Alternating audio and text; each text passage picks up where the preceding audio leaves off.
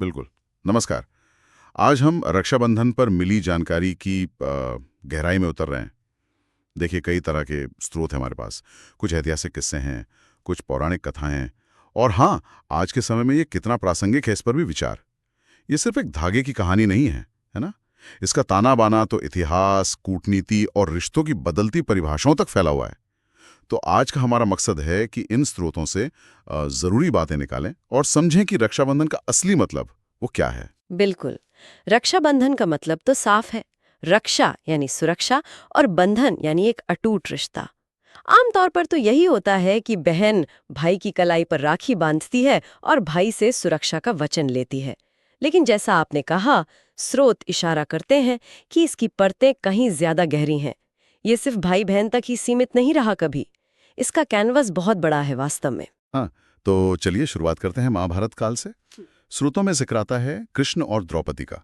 कहानी ये है कि जब शिशुपाल का वध करते समय श्री कृष्ण की उंगली कट गई थी थोड़ी, तो द्रौपदी ने फौरन बिना सोचे अपनी साड़ी का किनारा फाड़ा और उनकी उंगली पर बांध दिया। और श्री कृष्ण ने उस छोटे से कपड़े के टुकड़े को रक्षा सूत्र का दर्जा दिया और वचन दिया द्रौपदी को कि वो हमेशा उनकी रक्षा करेंगे। हाँ, और ये सिर्फ कहने की बात नहीं थी।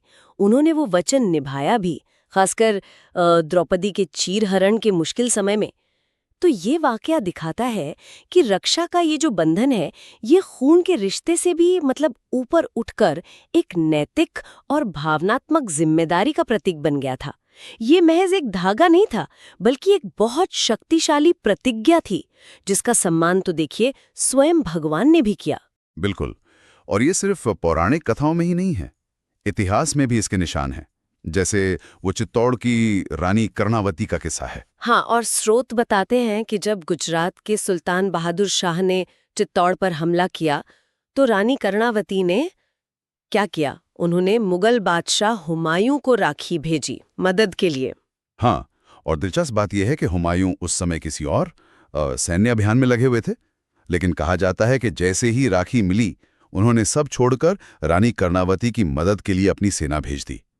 हालांकि देखिए, कुछ स्रोत इस पर सवाल भी उठाते हैं कि मदद असल में समय पर पहुंची या नहीं पहुंची, या हुमायूं के इरादे कितने नेक थे या शायद राजनीतिक थे।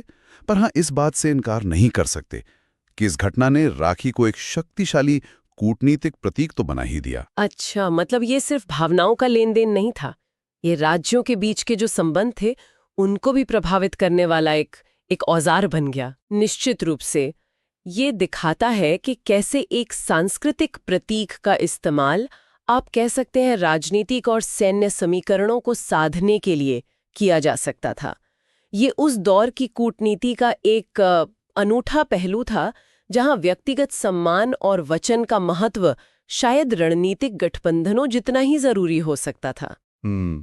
इसी तरह का एक और दिलचस्प वाकया है जिसका जिक्र कुछ स्रोतों में मिलता है। इस सिकंदर महान और राजा पोरस से जुड़ा है। कहा जाता है कि युद्ध से ठीक पहले सिकंदर की पत्नी रुखसाना, उन्होंने राजा पोरस को राखी भेजी थी और उनसे वचन लिया था कि वो युद्ध में सिकंदर की जान बख्श देंगे। एक वार करने का, तो उन्होंने अपनी कलाई पर बंधी वो राखी देखी और हाथ रोक लिया।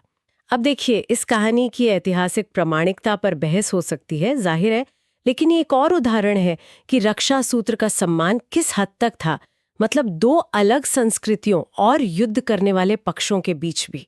ये क्या दिखाता है? ये वचनबद्धता और विश्वास के सार्वभौमिक महत्व को ही दिखाता है ना? सही कहा।